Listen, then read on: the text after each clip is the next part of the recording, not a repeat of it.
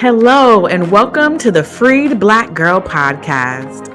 This show is a guide to self liberation, pulling the curtain back on healing through the power of storytelling. This show is dedicated to any and everyone doing the work to free their inner child, and for those with a desire and not quite knowing where to begin. My name is Najma Ahmed, and I am the host and creator of the Freed Black Girl podcast. I'll take you on my own journey to liberating the little black girl in me. Thank you for coming along on this ride to our collective freedom. Because as Fannie Lou Hamer said, nobody's free until everybody's free.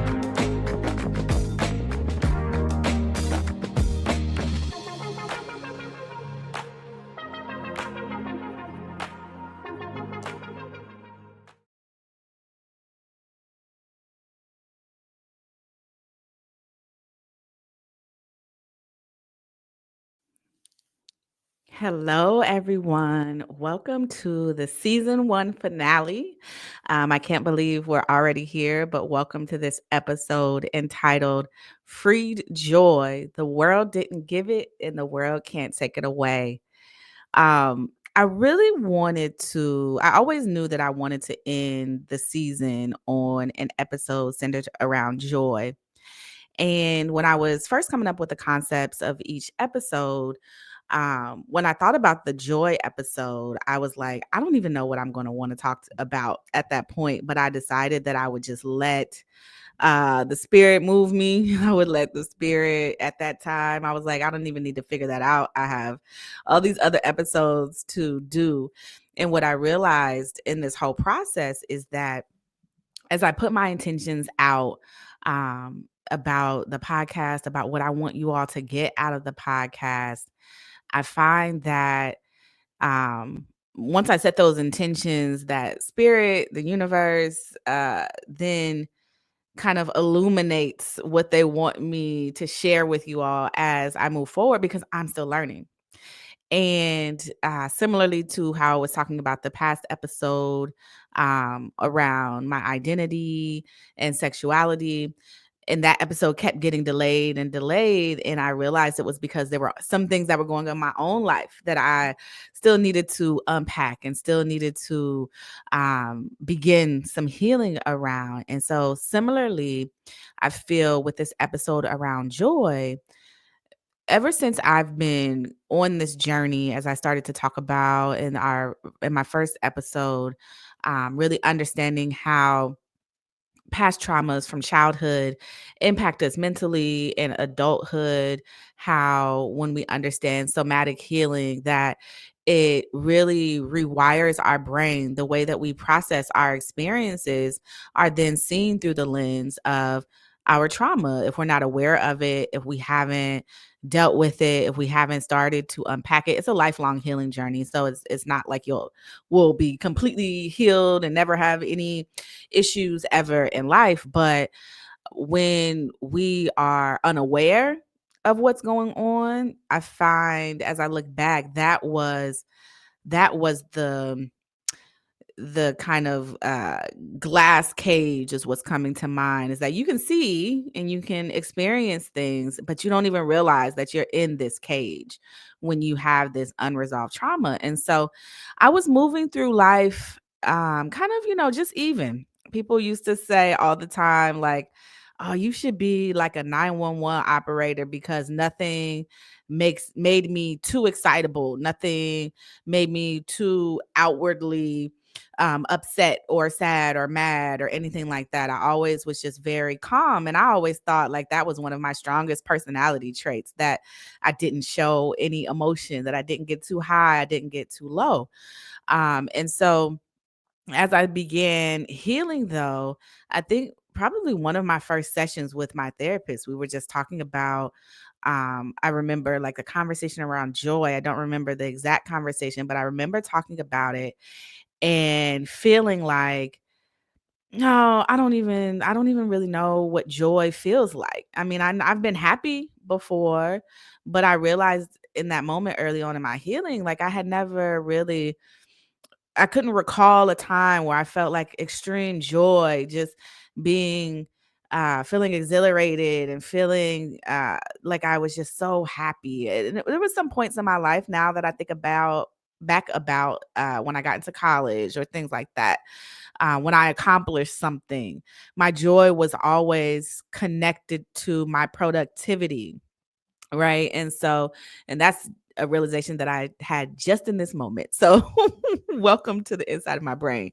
But yeah, when I'm looking back, I can see that the times that I felt joy was really tied to when I was able to accomplish something. And so, just a general state of joy, that wasn't something that I could relate to. It was like a foreign concept to me. And so, when I continued on my healing journey though, it kept being something that was playing in the background, like, why don't I allow myself to get too high? Why don't I allow myself to kind of feel in that really intense way when we think about joy? And we'll talk later in the episode with the guest. I'm so excited that we have her on. Um, she is the author of the Black Joy Playbook and really has done some extensive work around the power of joy, particularly for Black folks. But when I started to think about it, at that time, I was reading all the early kind of folks who were talking about this stuff, and Brene Brown, and a concept that she talks about joy a lot, but one of the concepts that she talked about that I had never really heard of was this concept of foreboding joy.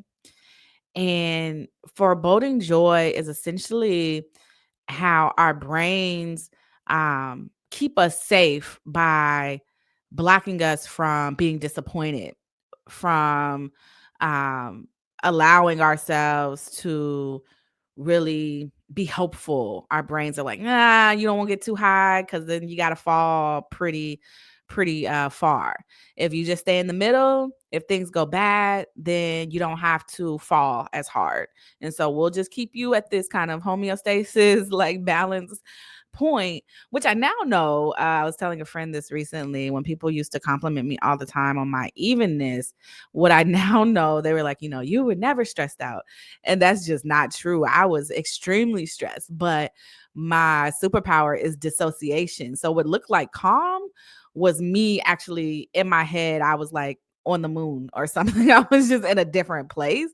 And so that was a part of it too. I had just shut down any kind of emotions that were coming through because it was just too much. And so joy was included in that kind of shutdown and wall that I had built around my emotions. So back to understanding or being introduced to the concept of foreboding joy, she had an example of like, you go in and you look at your kids, if you have children and they're sleeping, or your pets or whatever, and they're sleeping, and you're just like, oh man, they look so peaceful and beautiful.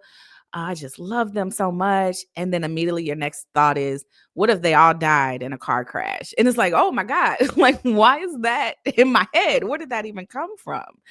And it's like, when we feel those initial moments of joy bubbling up, sometimes our brains are again wired to then give you all of the worst case scenarios, give you a rundown of what those can be. So then you can kind of like prepare yourself, so you don't get that shock of waiting for the other shoe to drop. Essentially, that's what foreboding joy is that you don't allow yourself to get too high because you are waiting for the other shoe to drop, and you don't want to fall that hard and that fast. And so when I realized and I could put language to it and understood that that's what I was doing, it made me kind of reassess how fear was blocking me off from something so beautiful as joy, as experiencing joy. And so I just started, as I was moving along my healing and just other things were coming into play, and I was starting to see um, my healing in real life. I was starting to see how I would show up in situations that in the past I would have reacted differently, or I was starting to see how my connection with the ancestors and with spirit was deepening. I was starting to see real things in my life every day that had nothing to do with what I was achieving.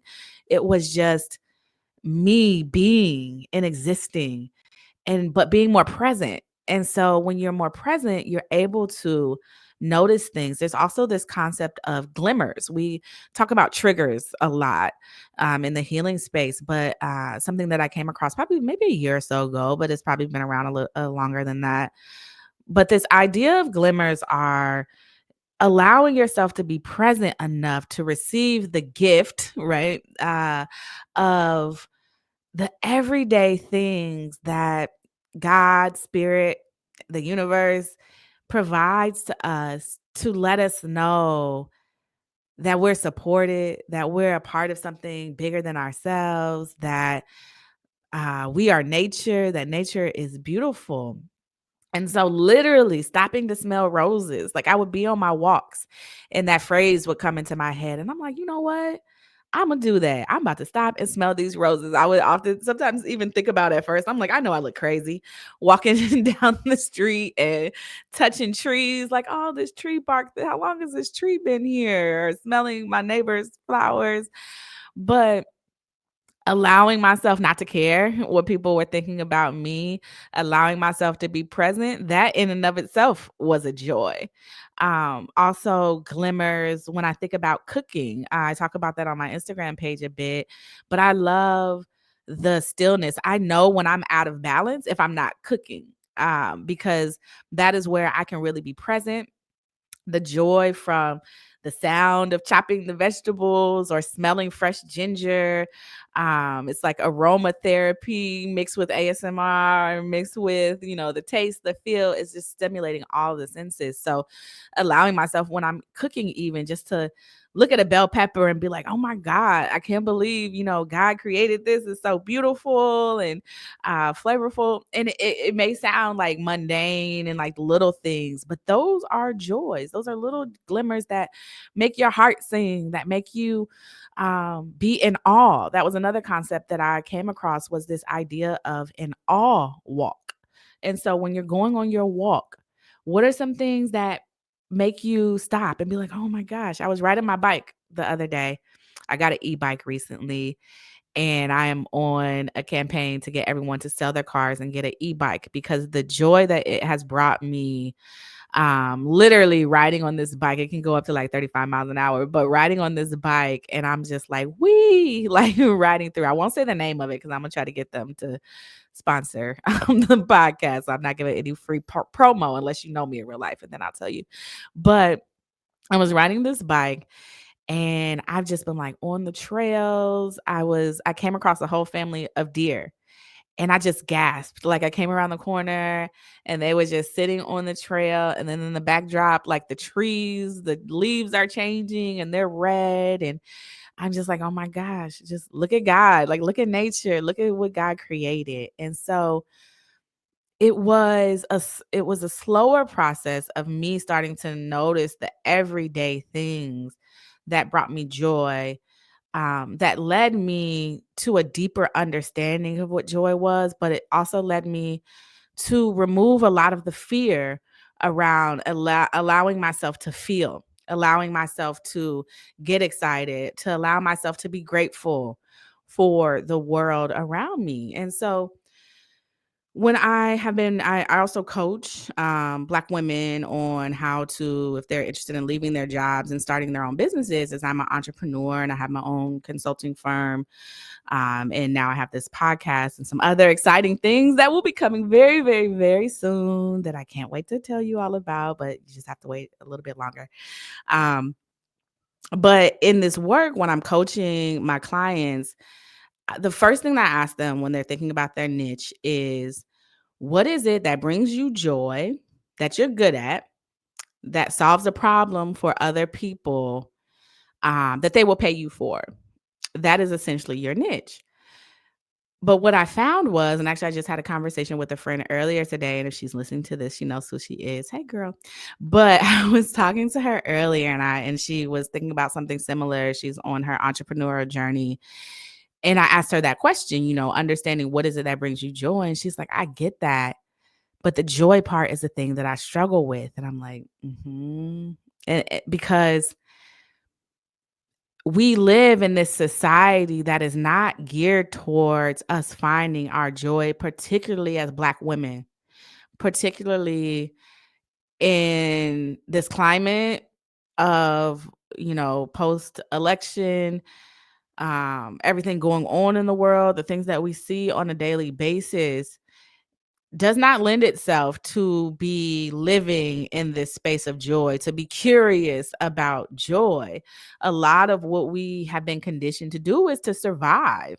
And joy has not ever really been a core tenet of survival. I think about my work in consulting. And like I said, as I'm asking my coaching clients what brings them joy, I've been consulting for 3 years now. I started my consulting firm. I had a 15-year career. I got to the highest of the highs, senior director, leading national policy, all that good stuff. And then went out on consulting, and I was thinking, well, I'm doing this on my own, so I have more freedom, which I have over the last 3 years. But what I have realized is that what brings me joy is also creativity, being able to create. I love to strategize, but I don't. My intention was never for the strategy just to be for strategy itself. It was strategy to create.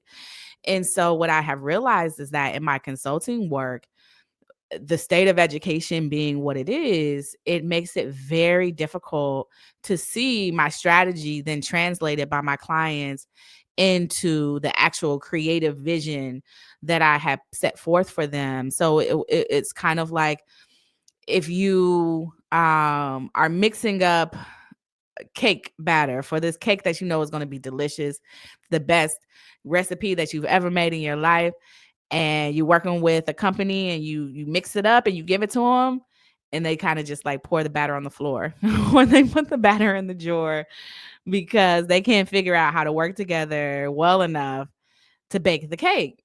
And so you see this happening with your creations, your recipe, your ingredients. And it's like, now, wait a minute. It took a lot of time to put this together.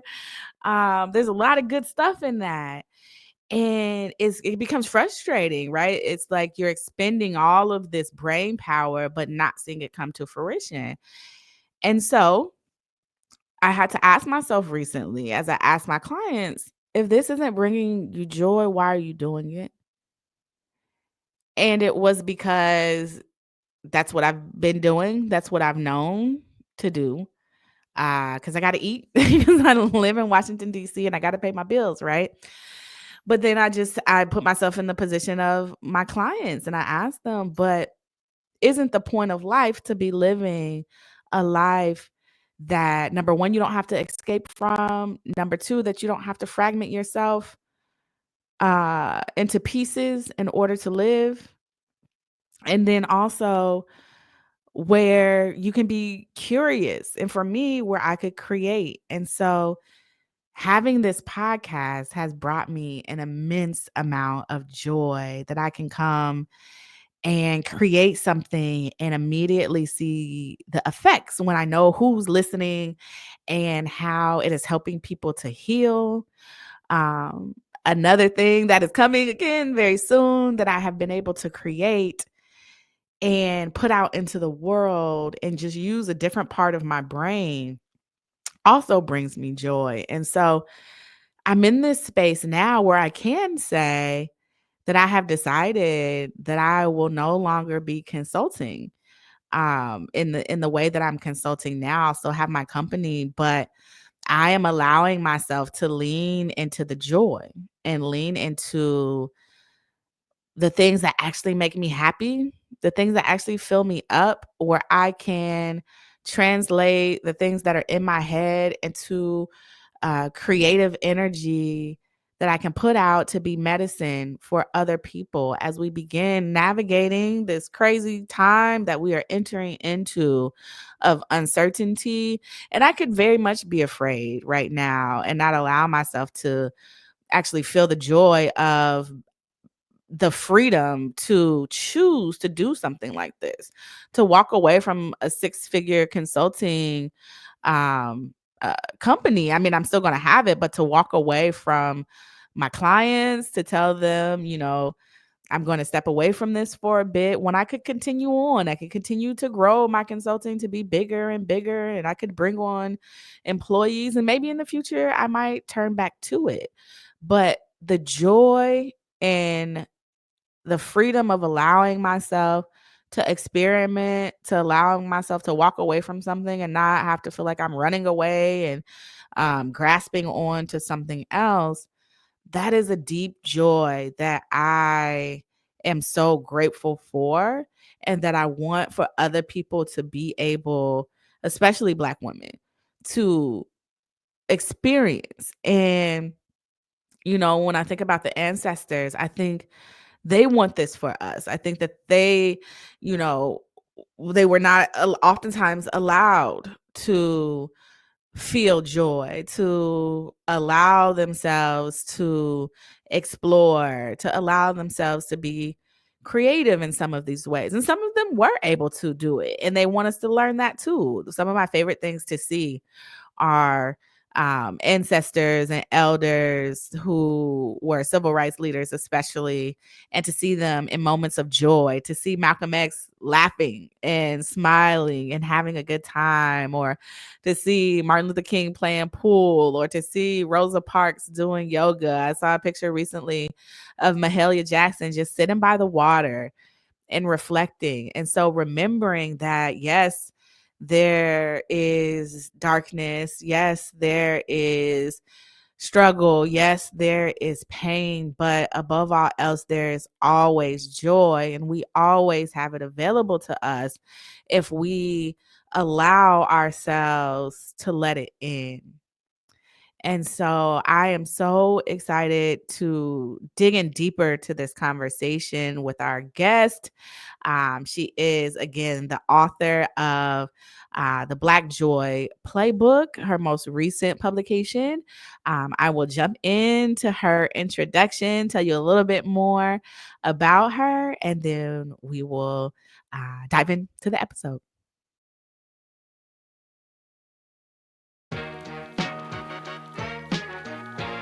So excited to welcome Tracey Michae'l Lewis-Giggetts.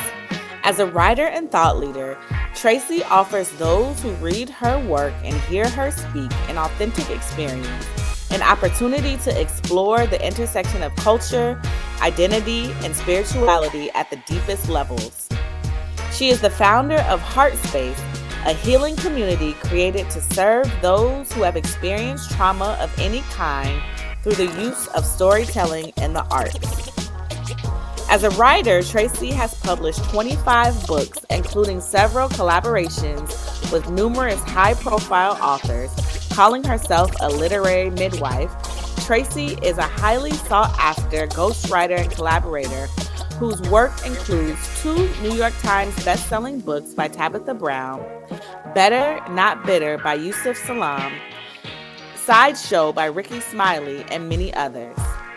In 2021, Tracey became one of 20 writers who contributed to the groundbreaking book, You Are Your Best Thing: Vulnerability, Shame, Resilience, and the Black Experience, edited by acclaimed researcher Brené Brown and founder of the Me Too movement, Tarana Burke.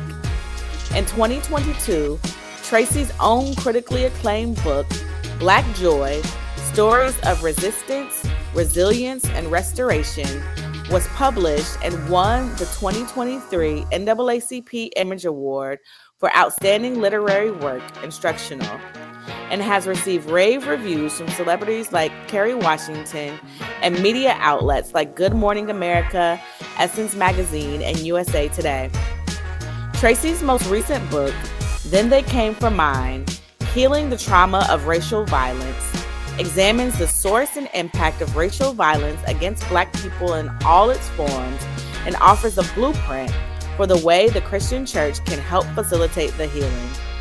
Then They Came for Mine has won the 2023 Wilbur Award, the highest honor given by the Religious Communicators Council for excellence in the communication of religious views, issues, and values and themes in public secular media. Her dynamic journal and devotional, The Black Joy Playbook, 30 Days to Intentionally Reclaiming Your Delight, released on October 29th, 2024. I'm so honored to have Tracey in community with us today. Let's go ahead and dive in. This episode today is a season finale. Free joy. The world didn't give it. The world can't take it away. I just feel like it's such a poignant time to be having this conversation. And I couldn't think of anyone better than to have it with the author of Black Joy. And so welcome. Welcome. Thank you so much. Thank you so much for having me and for the work that you're doing. I'm so grateful to be here. All right. Well, let's start at the beginning, as they say. Mm-hmm. I did a little bit of an opening talking about my own journey with joy and understanding it, and in my own healing, starting off with the in the place where I didn't really even understand what joy was. Mm-hmm. I understood like what it meant to be happy sometimes. And when I was working with my therapist at the very beginning and started to explore this idea of, how do I want to feel? And when was the last time I felt joyful? I also realized that actually in the moment as I was recording this opening to this episode, I realized that my joy was often attached to things that I had accomplished. When I Mm-hmm. reflect back, like I felt joyful when I got into college. I felt joyful when I achieved, when I started my business. I felt joyful. It was always attached to what I was doing, what was my productivity. But initially, I really hadn't understood just the base level of what is joy. So I want to ask you that. How do you define joy? Mm. Well, first of all, I will say that you have a very similar experience to my own discovery of joy, in the sense that I entered the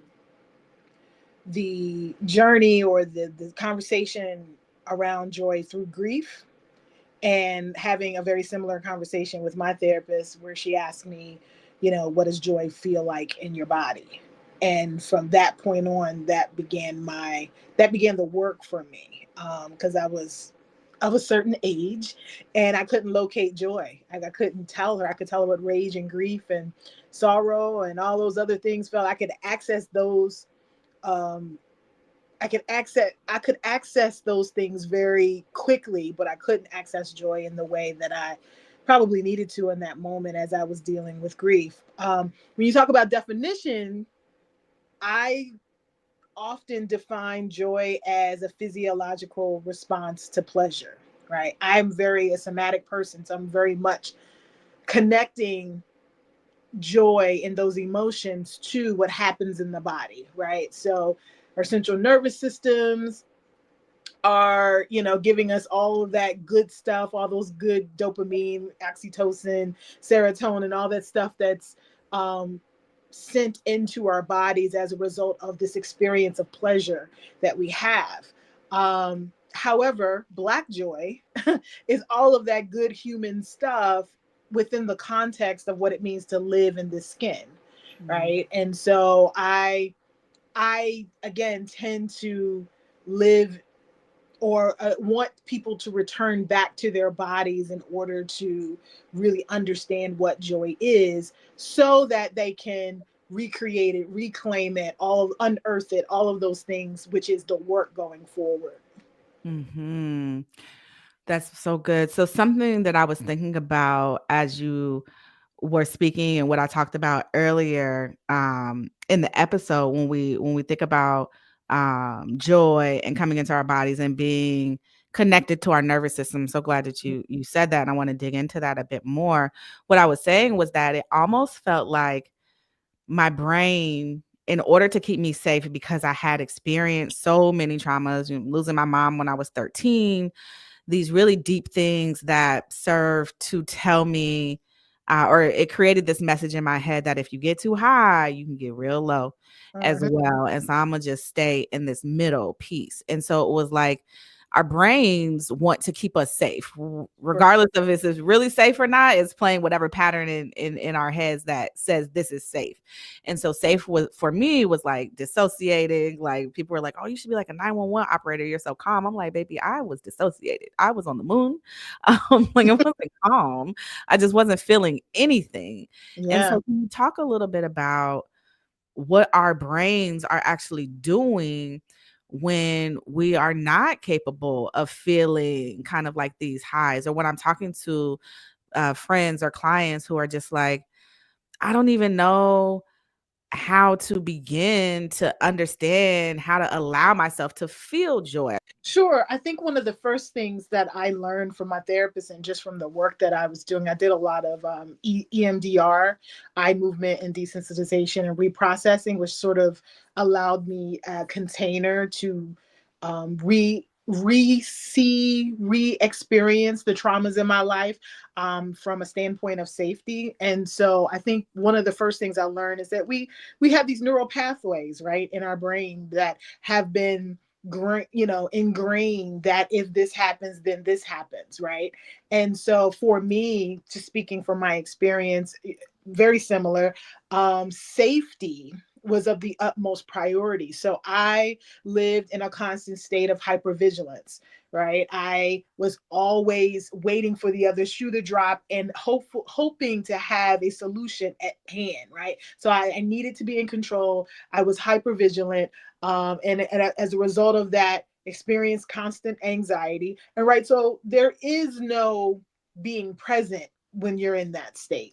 And if there is no being present, then there is no capacity for joy because joy happens in the present, Mm, right? And so I think a lot of us, so many of us, struggle with accessing joy. I never, at least I try not to use the language of finding joy or obtaining joy, because it almost implies that joy is outside of you, and that's happiness, right? I can create a temporary experience of happiness every day of the week if I want.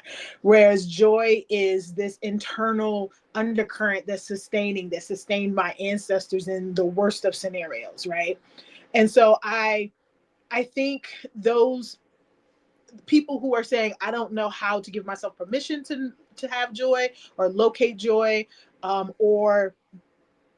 or are unable or unsure about joy, really, I think deep down underneath, if you dig a few layers down, there's a fear, right?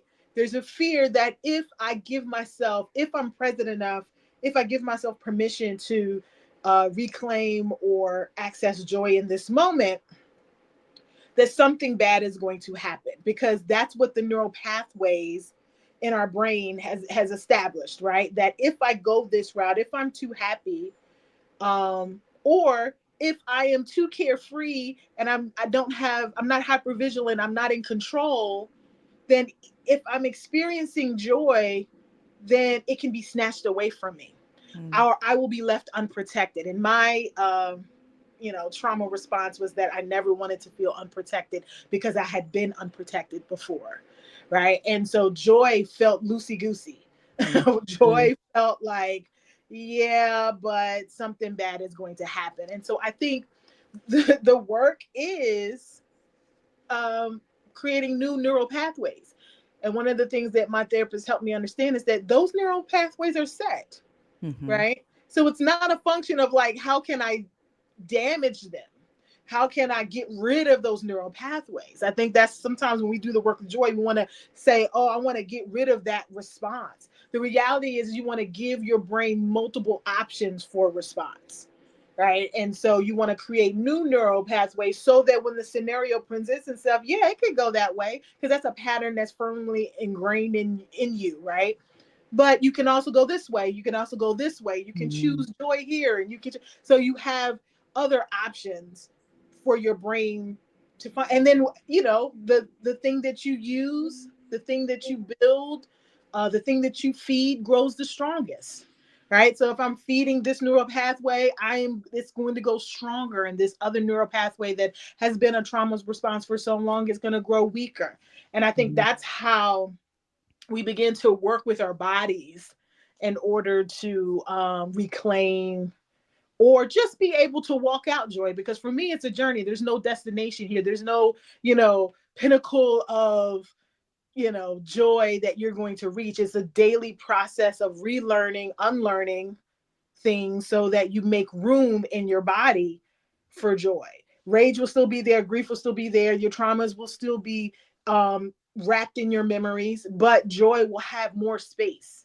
Will can live simultaneously in your body also. Mhm.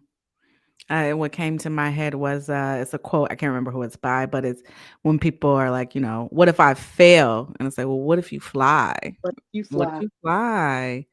And, Toni Morrison, I know if you surrender to the air, you could ride it, and just, like, the magic in that, and I think that's what started to pull me to joy because I started to hear these or listen differently to these luminaries who talk about joy, like Toni Morrison and any number, James Baldwin behind me, right?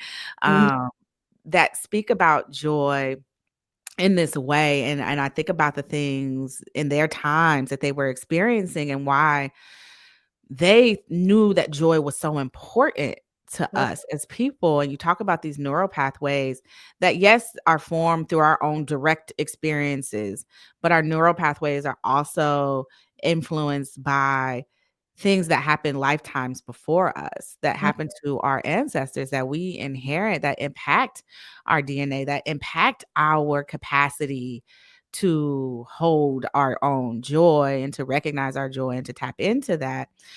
So can you talk to us a little bit about, or however much you want to, about um, how generational trauma, but also how our generational gifts Mhm. inform our joy, and kind of even thinking about when you were talking like the privilege Mhm. of joy, in those concepts, what comes up for you when I say those things? Yeah, what I think comes up for me is in the beginning of my journey. Um, Part of my work was I was a writer, I was a storyteller. I was writing about social justice issues and within the context of faith and spirituality, which also sort of grounds the work, right?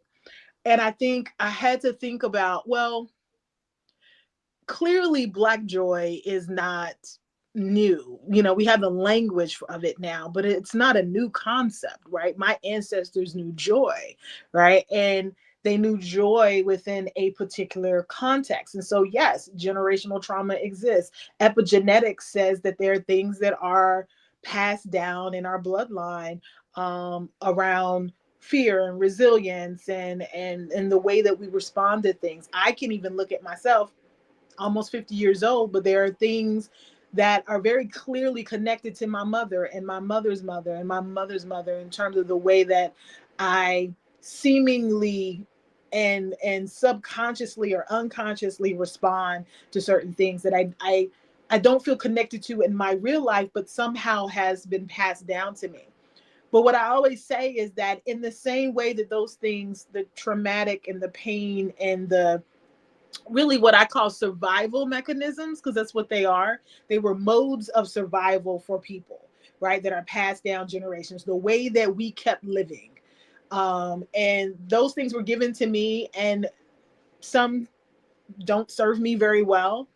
But also, as you call it, generational gifts, generational joys were given to me. There were also survival techniques. So when I think about, my great grandmother who loved her church and loved her Eastern stars and all that, and how Mm, she knew to rock back and forth because it soothed her. She was a rocker, and mhm, she, as much as she would, talk and, on Sundays when we'd go over there to eat, she would tell stories about growing up in early 20th century in the South, all of those kinds of things. She would rock back and forth, and when she's talking, and it was a soothing technique.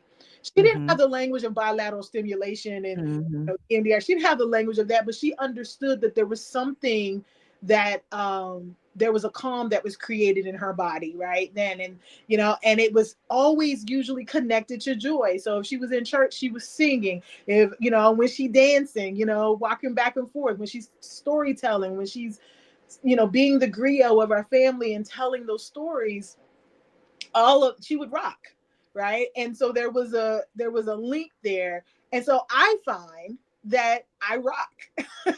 Probably Mhm. interview you might catch me rocking, right? Like, I'm Mhm. careful that I don't shake the floor because I start to rock. And it's a soothing technique, but it's also a demonstration of how I'm moving joy and how I'm moving that stuff in my body. And so, yeah, I think so much of the discourse that we see is around generational pain, right? But and generational trauma, and all of the things that we see within our community that seem to be the result of the residue of white supremacy and systemic racism and all that kind of stuff. But I want us to equally pay attention to the things that help us thrive. The things that help us survive and the things that help us thrive are almost one and the same, in the sense that they are connected, right? They are linked, right? And so I just firmly believe that if we shift our emphasis and shift our focus to the joy, then we can wield joy for healing those things that are generational, right? Mhm. Be very strategic. I think that's what our ancestors are saying to us right now. I think they're saying, "Listen, I fought for access." Right? That was our leg of the race, and I'm passing you the baton now. And now, my joy was for resistance. My joy, this is the ancestors talking, right? Like, my joy was for resistance. My joy was to stand in defiance of the dehumanization that we were under. And I'm passing the baton to you. And yes, you'll have some of that. You'll carry some of that generational joy as resistance, because the world, still isn't where it needs to be. However, the next leg of the race is about healing. The next leg of the race is like, what do you do when clearly things are not seemingly going to change, right?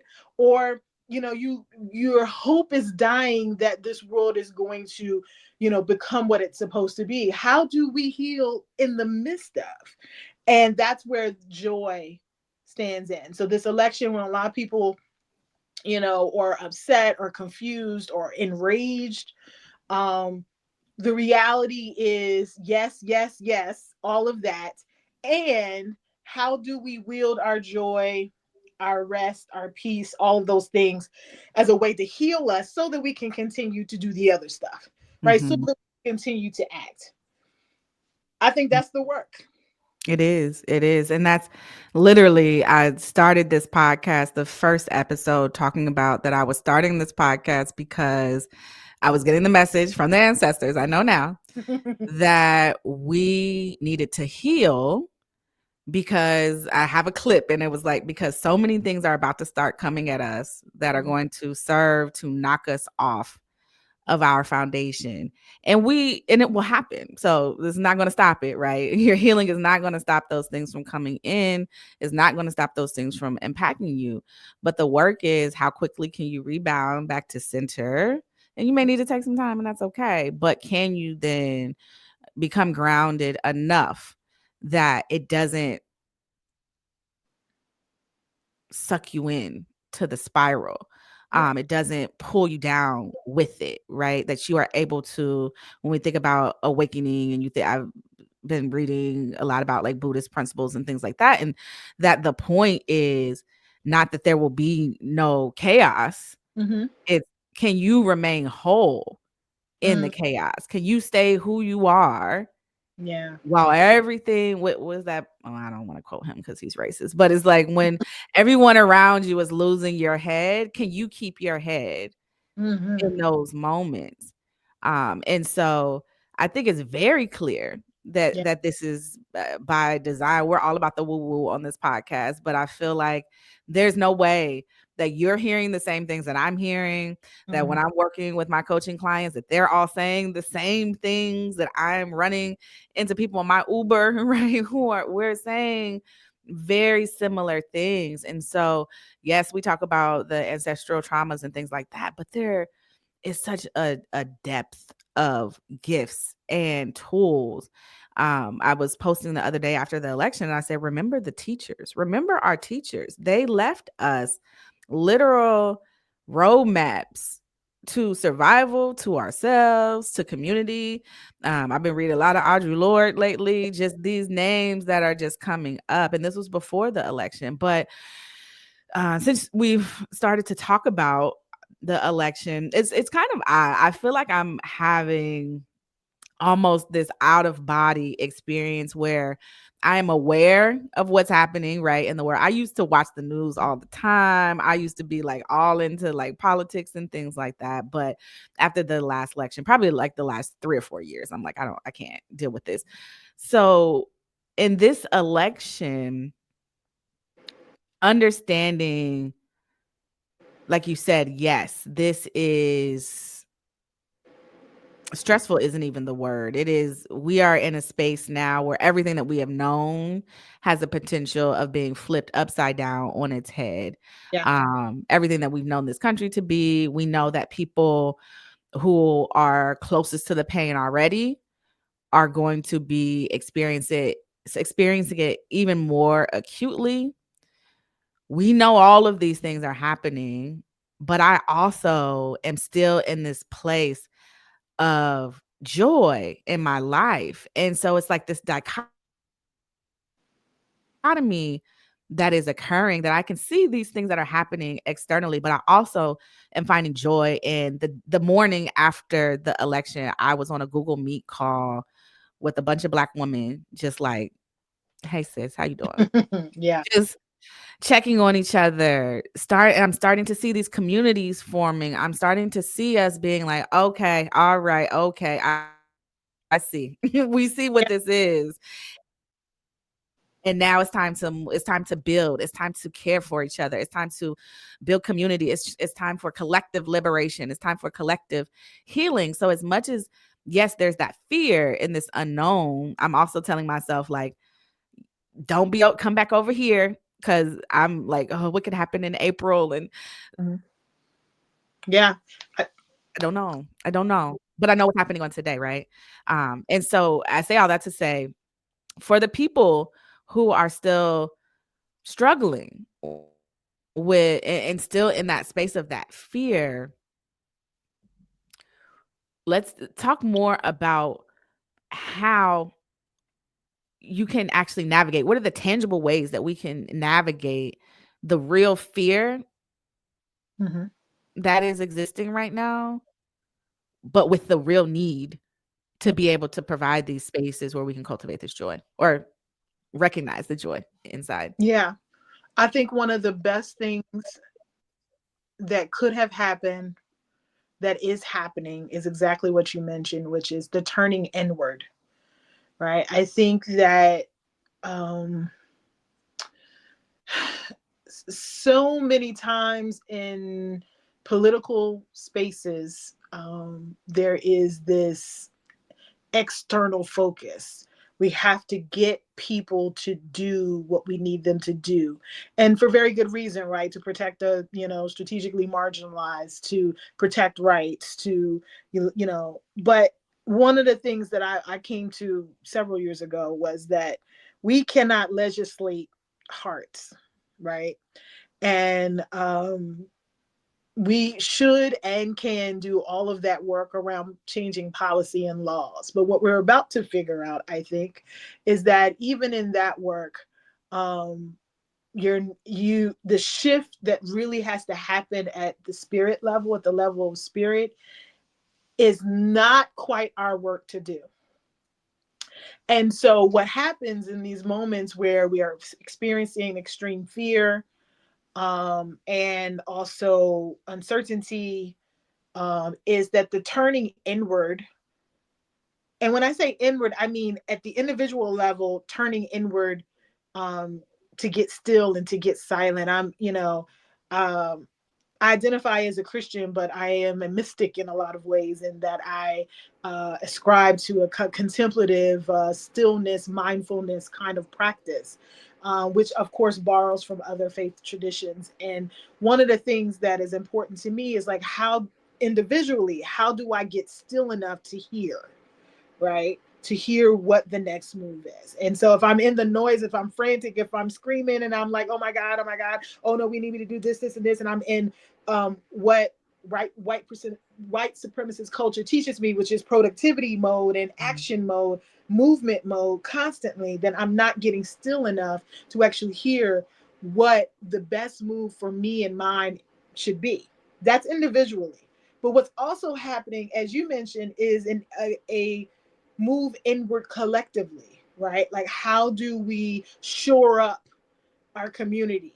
And how do we turn inward to take care of each other, to take care of the hearts, to hold space for the fear that is showing up, for the rage that is showing up, and frankly, allowing it to show up so that we can then help each other heal, right? I think that is critical. That literally has nothing to do with what happens outside of our community, right? And I think that actually might have been because we can come together and raise a bunch of money, right? We can come together and we can talk that talk and advocate and all those things do. But coming together to heal, coming together to address the immediate needs, coming together to protect, coming together to laugh, coming together to dance, coming together to uh express all of the harder emotions that are coming up, that to me actually is fuel for the mission. That is fuel for the mission, because now it is, it is defying or ignoring what Toni Morrison calls the white gaze, right? This idea that, we have to perform for this entity that's out there that's always watching. No, we're caring for our people, we're caring for ourselves and our people, and in doing so we are strengthening us for the work ahead. And I think that's just where we are and where we should be in this moment. And those with resources can fuel that, right? And those that don't have the resources but have the maybe the emotional or the psychological resources or the intellectual resources to be able to serve, and we all can come together to be able to do that. But real talk, it's hard. It's hard. It's like I struggle, because I knew that once this thing happened, that people would be reaching out and looking to me for like, okay, so how do we have joy in this moment? Where do we locate joy in this moment, Tracy? And then at a particular point in time, I didn't have the answer. It's like, I'll go take a nap. I don't know. I didn't know. Like, I'm like, I mean, and the thing is that I knew the answer in my head, right? Like I could have spouted out all of the one, two, three things that we can do, which would look different from person to person and community to community, right? But I also understood that joy is not a mask. Joy, I just posted about this. Joy is not a muzzle. It's not designed to cover up or camouflage the other emotions. It's designed to live alongside. It's designed to serve even those other pieces of ourselves. It's designed, it's our innate ability to sustain and to breathe through the other things that might be showing up big in our body. So rage showed up big for me the day after, and sorrow and confusion, showed up big in my body, and joy had to do its work. Right. So this is where intentionality comes, right? So if you're asking me for like very specific, tangible things, it's about intentionality. Like, moving beyond feeling your feelings, but not allowing your feelings to define what your next move will be. So for me, I now have to be intentional. I know what brings me joy. I know what unearths joy in me. So I have to intentionally act out those things, even though I don't feel like it, even though I would rather sit and eat Oreo cookies and be enraged, even though I would rather get on in the group chat and, you know, cuss some folks. You know what I'm saying? I would rather do that. And maybe I do that, right? But and also I am going to do the thing that I know unearths joy in me, because that will right size me so that those other pieces don't consume me, and I am available for my community to talk on a podcast about joy, right? Like that is, to me, Mhm. the Mhm. process and the cycle. Yes, and it's so important because never want to get into this toxic positivity space. And so being really clear about what we're talking about right now is not that. It is not, I'm just walking around, walking on sunshine all day, every day. That just nothing else is Hey, bad. It ain't it. That's not it, right? I don't even I don't even want that life, right? right, right. But it is about, as you said, how can all of these things coexist? And I find for me, my anxiety almost immediately dissipates when I stop telling myself how I should feel in a moment. Mm-hmm. When I'm feeling something in my body and I'm like, okay, all right. My nickname when I was little was Najee. And it's like, Najee, what's wrong? Mm-hmm. What's wrong? Oh, okay. You're upset about, oh, you're worried because this might happen. Yeah, that's Mm-hmm. hard. That's Mm-hmm. hard. Yeah, I love that. And then I just feel my body settle because it's literally little you just wants to be seen. Oftentimes I find myself like I'm doing all these things and I'm so excited. And I have this metaphor, I've talked about it in this podcast, but it's a vision that I had that I'm like, I'll get so excited and I'm just dragging little me along, like, come on, we're gonna do this, we're gonna do this. And little me has her feet dug in, like, a little kid, and I'm just steady dragging, and I gotta turn around and I'm like, oh, what's wrong? Okay, Yeah, let me sit down on the ground and look you in your eye. What's going on? What you need? What's going on? Oh, okay. You just want me to sit and think about it like a little kid. When a little kid's like, no, I want you to sit and talk to me and listen to me. I'm scared. I'm right. scared right now. Okay. Well, how about we walk together Mm-hmm. instead of me trying to drag you to whatever joy, right? I see the joy here. So come on, Right. let's get out of this fear. But just allowing it, right? That right there is probably the foundation and the basis of so much of my work. I am a And I don't actually, let me pause real quick. sure. I want you to talk more about your work. So this is a great segue into this and just share more about your wonderful publications, Black Joy, Stories of Resistance, Resilience, and Restoration, and now the Black Joy Playbook. Mhm. So yes, continue what you're going to say, but I would love for you to expand more on your work. Yeah, that's fine. I just wanted to kind of, because you were talking about little you, right? And Mhm. some some of my work is rooted in this idea that um internal family systems theory, which is Dick Schwartz and that whole crew, which is this idea is that there are parts of us that exist within us, right? And those parts were formed at certain parts of our lives, right? So I have 7-year-old Tracey and 11-year-old Tracey and 25 and 35 and 40-year-old Tracey. And they're all in me, and they all have a very particular experience. And my therapist calls their, she says it's the bus, right? My life is the bus, and they're all on the bus with me. And my core authentic self, who I was created to be, should be driving the bus, but is not always driving the bus. Sometimes I forget and I allow 7-year-old Tracey to drive the bus, right? And she's operating as a 7-year-old would, with her fears and her understanding of the world, and her need to feel safe because she's scared because she was unprotected. And if she shows up, and she decides to take over and to drive the bus, then I have essentially turned over my life to a part of me that is not doesn't know about the other parts, doesn't recognize it, that we are part of a journey, right? And so I love the idea that you were talking about of speaking to your younger self. I actually did that work in therapy, where I had to have we set up a chair and I had a conversation with 11-year-old Tracey, and I had to let her know I wasn't going to kick her out. I wasn't going to say she has no value or that I wanted to Mhm. get rid of that part of me, but she could retire. She could have a seat and just chill, because I'm driving the bus now, because we made it through. And there's some other experiences that are also valuable on that bus, that it will help us all reach whatever destination, whatever we're trying to reach in our lives. And so I think that's so much of the work, because some of the block, especially for Black and brown folks, in really locating, accessing, amplifying our joy, has to do with, we have other people driving our buses. We have other parts that had particular experiences that are running things, right? And we haven't put those parts in their proper perspective. And so I talk a little bit about that in Black Joy.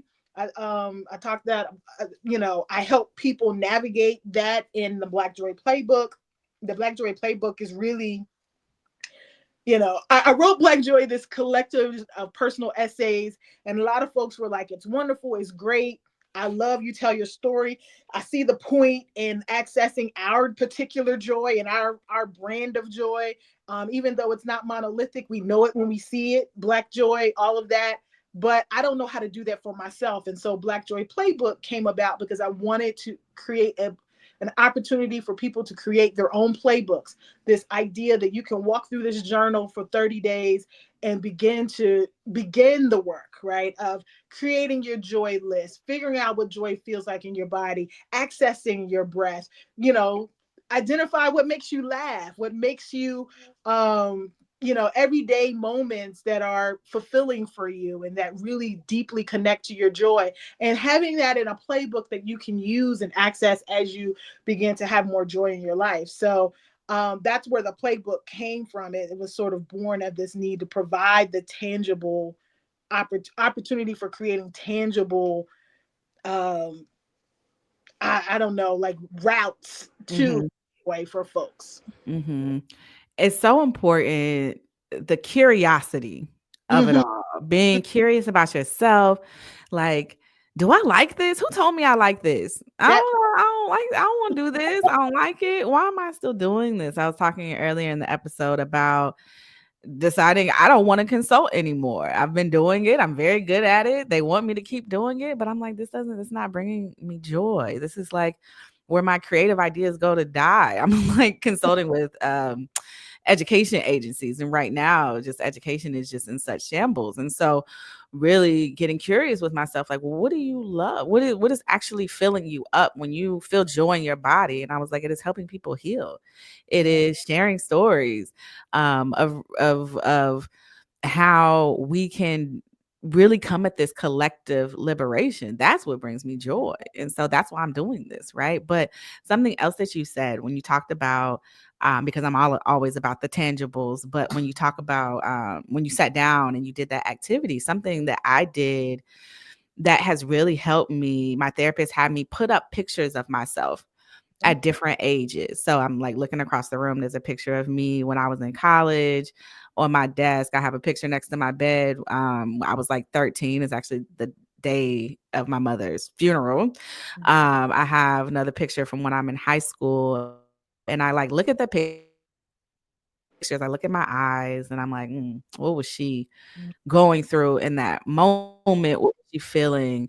But when I'm experiencing joy now, I go and talk to these pictures and I'm like, look, we just did this. Like, oh my God. Oh my, girl, we made it. And then I feel like Yeah, little me looking like, thank God you kept going because we were struggling on this day. exactly. Um, and so that has also helped me, I think, to heal past versions of me who weren't capable of accessing the joy. It was like I'm like traveling through like a portal almost, right? Like time traveling just by looking at these pictures. So if you're listening to this, I highly recommend if you can find some pictures of you at these different ages that we're talking about, one when you're little, maybe a little bit older, in your 20s or something like that, and actually really connect, because those are all versions of you. We talk about ancestors, right? When someone told me like past versions of you are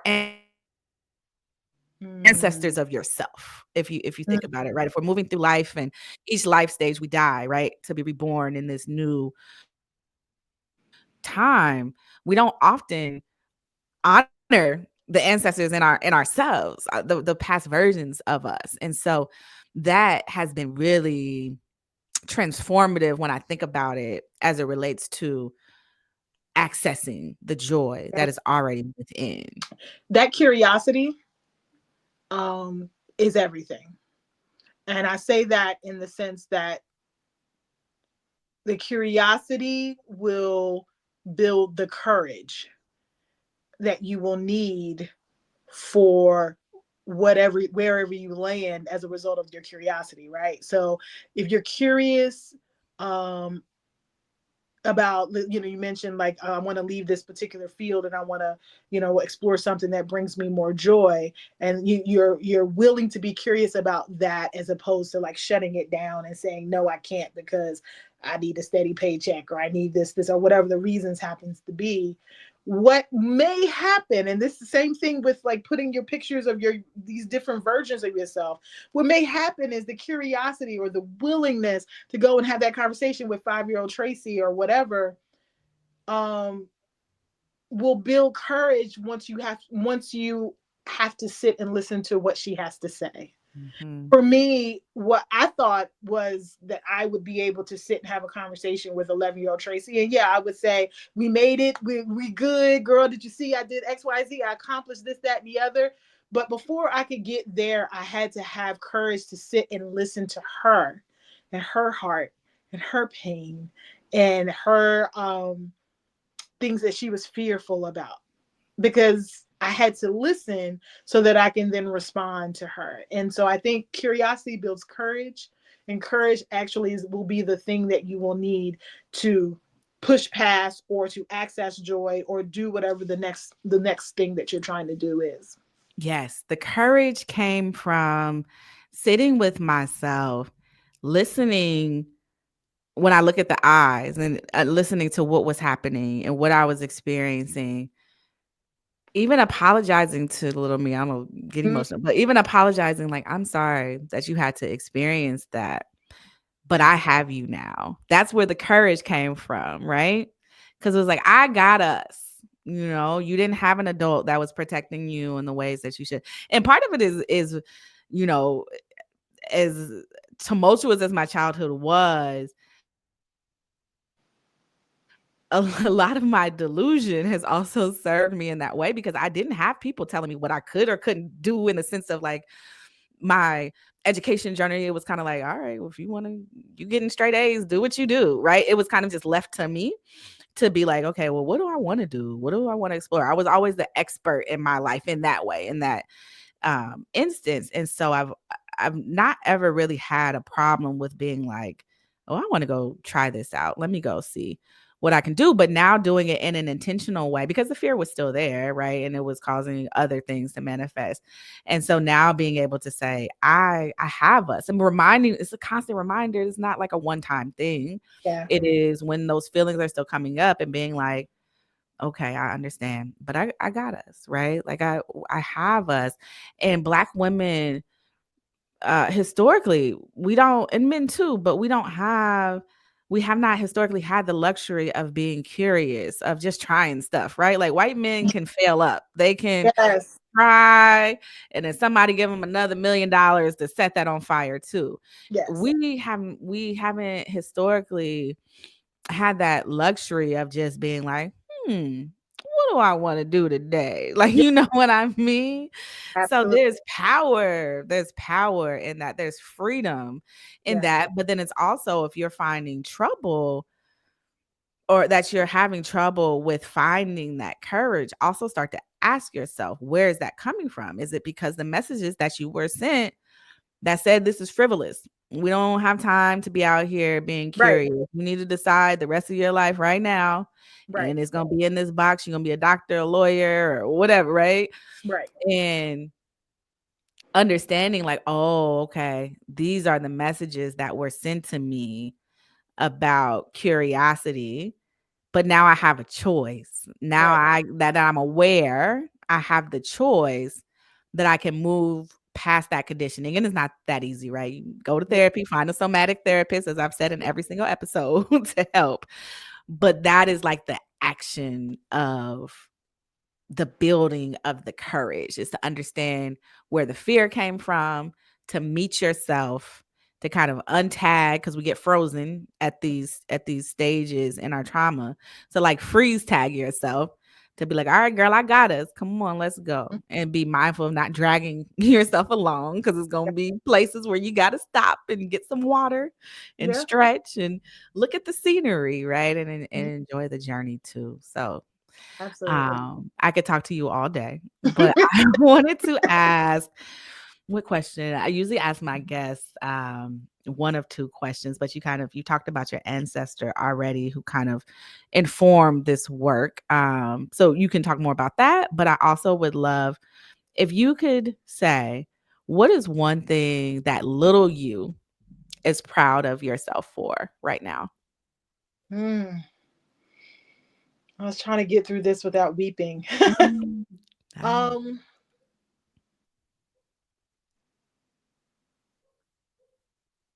it's a very good question. I think little Tracy is proud of big Tracy for learning how to breathe when she couldn't. I talk about in my work in Black Joy how I was well over 40 years old when I realized that I had pretty much shallow breathed my way through Mm, adulthood, meaning that, you know, I was afraid, and this is at the physical and at the spiritual and at the spiritual level. I was afraid to breathe too deeply, right? Physically, because in my particular trauma, if I breathe too deeply, then people would know that I was there, mm, right? And that means bad things can happen if they know that I'm there, if I'm awake. So I would take shallow breaths in order to just stay alive, right? And what I think that transferred into me is this idea is just stay alive. And I think little Tracy, every time I take a deep breath, it's almost a transference of relief and even maybe even a bit of safety for her, that I she's happy that we can breathe now, and we can breathe in a way that's healing, in a way that is, where nobody can touch us. mm, And so um that's what comes to mind. That's what popped in my mind with the question. mhm, mm. Thank you so much for sharing that. I really appreciate it. And as this is the season finale, we will definitely be back next season. I'm so excited, and we'll revisit some of these same themes. But I just want you all to ask yourselves that, as a listener, what is something that little you is proud of current you about, and remember that and hold that because when I am feeling in those moments of uncertainty or I'm feeling disconnected from my joy, knowing that this is an internal work, when I can really think about everything that I have been able to grow through, all of the experiences that I thought could have taken me under, the fact that not only am I still here, but that I'm able to transmute all of that Mhm. into medicine for you all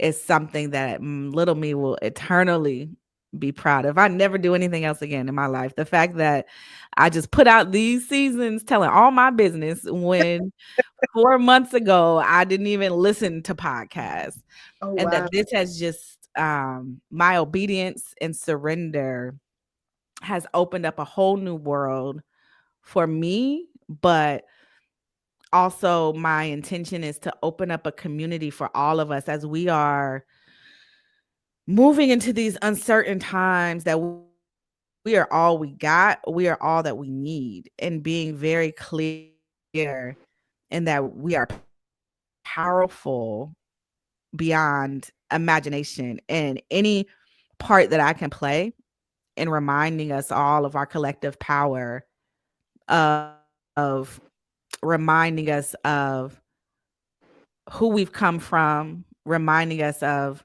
how we can be curious about where we want to go, I'll always be eternally grateful for that. So I Amen. thank you all for listening. I'll ask you, Tracey, actually, before we hop off, where can people find you? Yes. And if there's any last things that you just want to share. First, thank you. Thank you so much for your work and for what you will continue to do, because I know you will continue to do it. Folks can, the portal for all things me is traceymlewis.com. So you can get to all of my pages and all my books and all the information, bio, etc. there. And I'm on Instagram at TMLGWriter. So folks can visit me there also. And I'm really just wishing folks the deepest of joy every single day of their life. Awesome. Thank you so much. Thank you.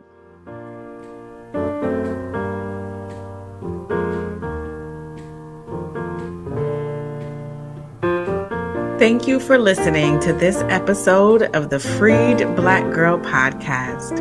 Remember to like, share, subscribe, leave a review, and tell a friend. Sending you much love, good energy, and peace. Until next time.